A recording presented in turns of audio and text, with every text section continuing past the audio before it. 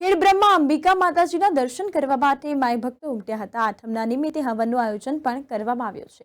મોટી સંખ્યામાં માઈ ભક્તો દર્શન કરવા માટે ઉમટ્યા હતા। હાલ ચૈત્ર નોરતા ચાલી રહ્યા છે, ત્યારે ખેડબ્રહ્મા અંબિકા માતાજીના મંદિરે આઠમા નોરતા નિમિત્તે આઠમના હોમાત્મક યજ્ઞનું આયોજન કરવામાં આવ્યું હતું।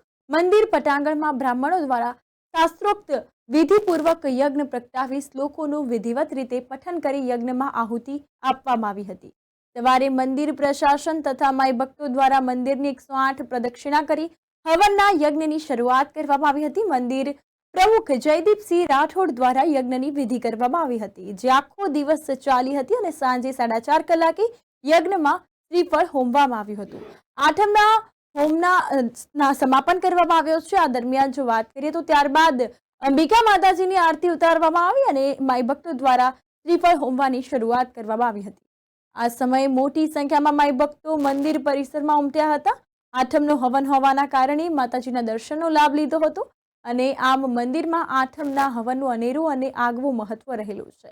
આ દિવસે માઈ ભક્તો જરૂરથી આઠમના દર્શનનો લાભ લઈને ધન્યતા અનુભવે છે।